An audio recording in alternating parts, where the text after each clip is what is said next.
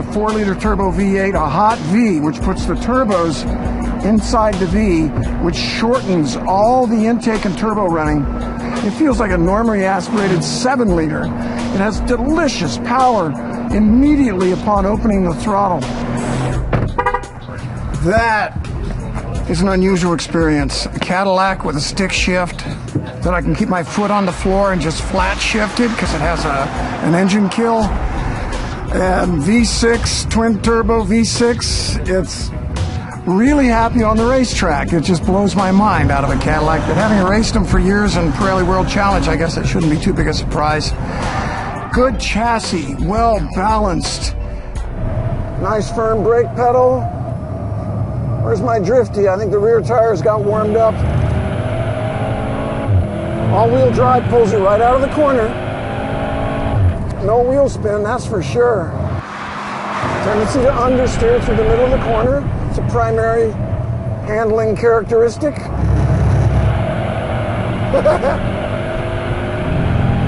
Little push on power too.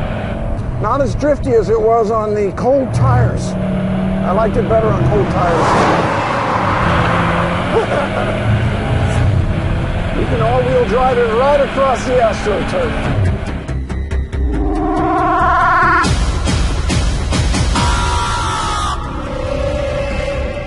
So at Motor Trend, we love data, and this year we're getting a lot of extra data in addition to the normal stuff we get from the GPS gear that we put on every car. We've wired Brandy up to measure his heart rate in 2 different places, his skin conductivity, like they do on lie detector tests, and the motion of his wrists. We're also having a camera looking at his face. We're going to try and reduce from that information which of these cars he is the most under stress driving. So he might get a great lap time on one car, but it's a lot more work to do it than another car.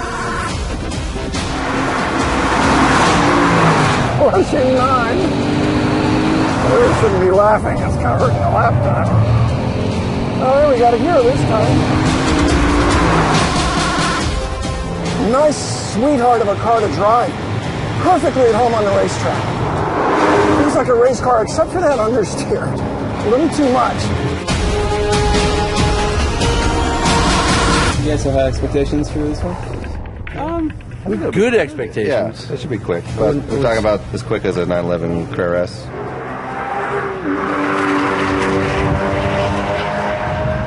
38.85. So it's like 0.6 off a Carrera 4S.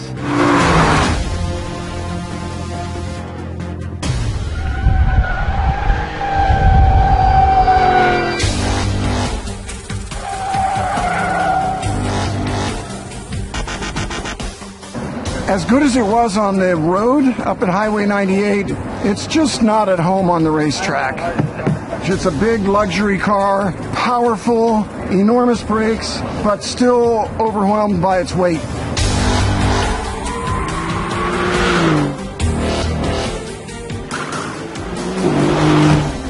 Oh, I don't know if I've ever driven a better handling car. I love it that much. Broad spread of torque, zero lag. Beyond that, I love the styling inside and out.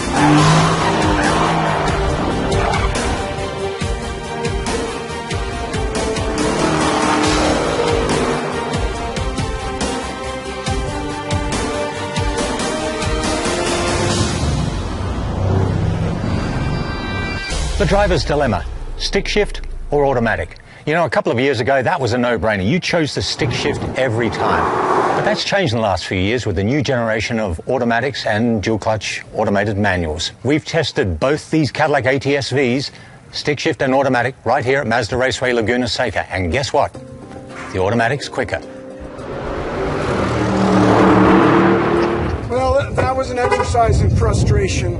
The Corvette has really, really strong brakes, tremendous grip in the corners. It's not running right, and it was getting worse too. It's just not making power. It's misfiring, feels lazy, feels like about a 62 Ford Falcon going down the straights.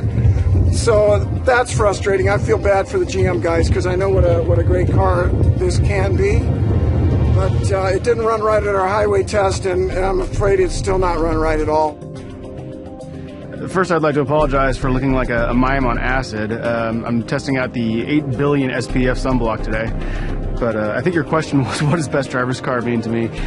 And it means really what it says. It's not best handling car. We got rid of that name for a reason, but it's the most fun and rewarding and engaging to drive. It's the one that you really want to take out on a road, because nobody takes their cars to a track that often. Even people that have track cars don't go every day or even necessarily once a week. Best driver's car for me, it's the whole package. Unlike some of the other books that do something really specific and, one lap is the best thing in the world. Well, this is a much more complete package, and it produces a winner that's truly an enthusiast choice.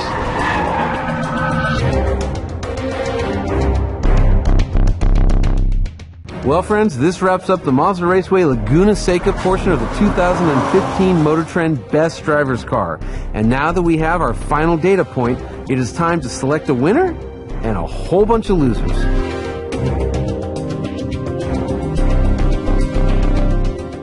Okay, we've had 1 day's driving on Route 198 and 2 days testing at Mazda Raceway Laguna Seca. Now, a change of scenery. 10 contenders, but only one can be Motor Trend's 2015 Best Driver's Car. It's time to narrow the field, so let's get started.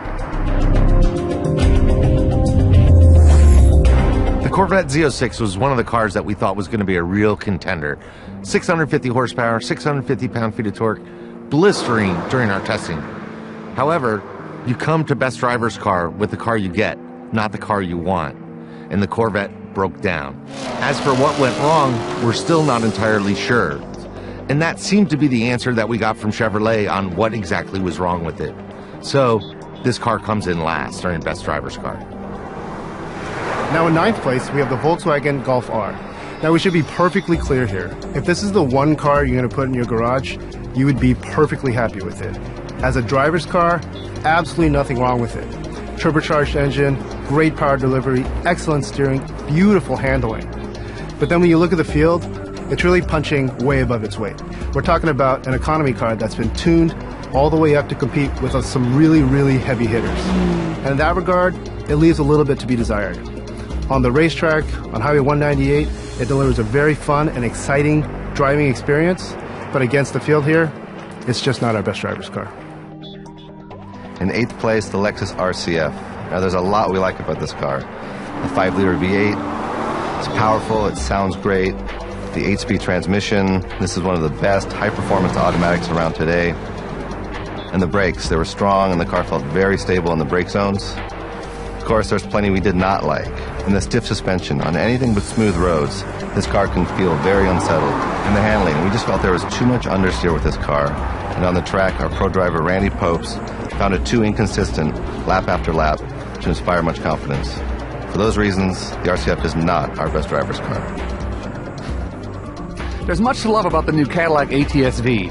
Its 464 horsepower, 445 pound-feet twin-turbo V6 and ultra-light bodywork give it some of the best-in-class performance. It offers a choice of manual or automatic transmission, 2- or 4-door bodywork. It looks great, and the interior fits us all really well. But there are a few nits to pick. The variable effort steering has a very heavy, gluey feel in the more engaging sport and track modes of driving, and we think that the twin turbos kind of stifle the really nice engine note that we get in some other cars. But the biggest problem for the ATS-V was that we all enjoyed driving one of its chief competitors at this competition more than we did this one, and that was the Mercedes-AMG C63. CTS-V is a solid sports sedan with 640 horsepower and 630 pound-feet of torque. Of course, we love that power and all the speed that it created, as well as its balance in the corners. What we weren't too fond of were brakes that required a little too much effort to engage, and also a somewhat tricky application of power, and that's why it's 6th place.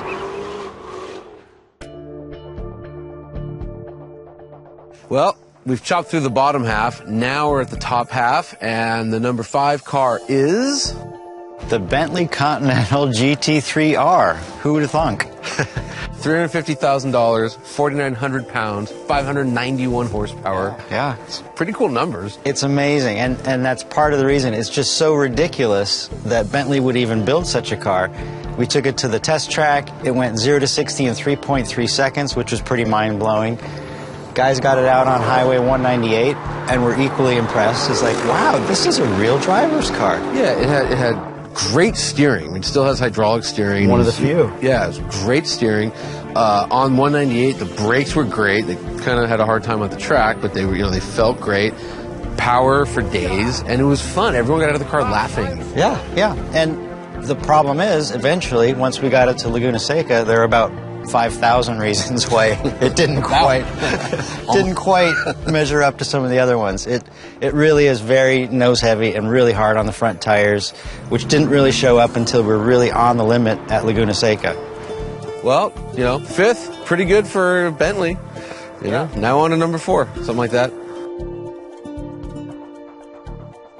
Well, sedans always come to best driver's car with a bit of a disadvantage. They're carrying a couple of extra doors, a bit of extra weight, and that tends to count against them in terms of ultimate performance and ultimate drivability on the track. So the fact that the Mercedes-Benz C63 AMG is in 4th place is a pretty good achievement, Scott.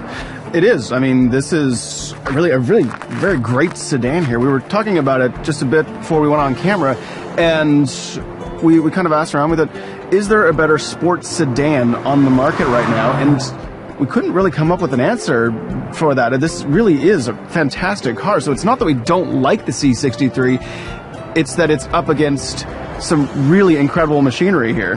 And this one's very good both on the road and on the track, but you're dealing with a bit more weight, a bit higher center of gravity. When it comes down to the absolute driver's car, there's other cars that do it just a bit better. Okay, so you've probably been keeping track and you realise there's 3 cars left, and they're all pretty good ones. So here's where the real arguments begin.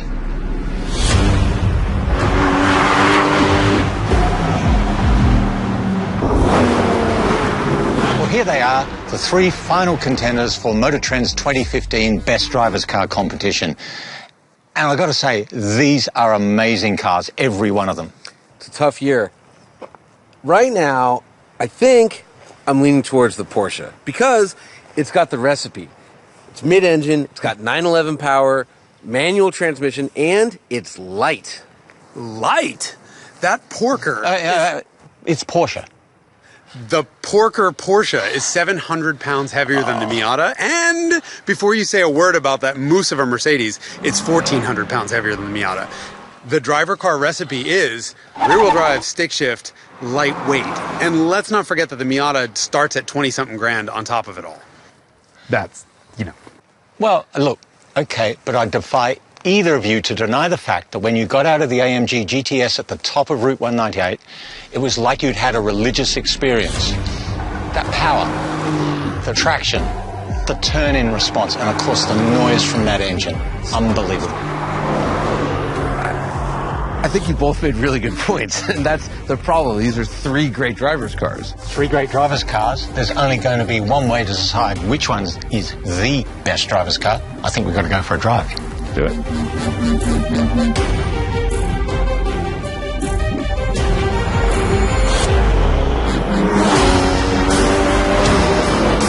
Yeah, the Miata doesn't really do planted rear wheel. Man, it's a rough rider.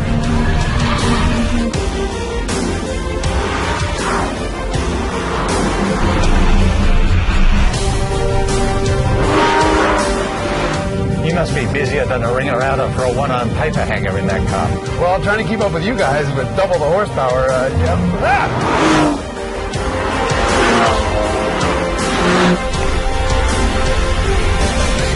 Well, what I'm sort of bummed about with this thing that came in here is that I've shifted once. I went from first to second, and there's just no reason to shift.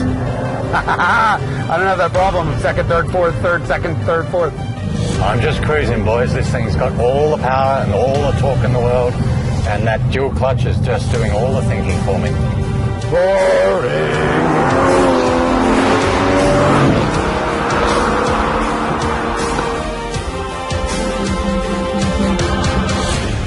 all good. They're all really good. Yeah, we're down to picking nits here. Yep. What is with Porsche? 83 miles an hour in second gear I saw on the Speedo. What's the point of making a car with a stick and then giving it a gear that you can use around town and on the interstate? It's like they're pulling a scam, like, right? Like, oh, this car is stick shift only, it's only for the purists, and you never have to shift it. If you adjust the gearing on the car so it has a normal, like 65 mile an hour second gear, it would have been a 3.5 to 60 instead of a 4.1.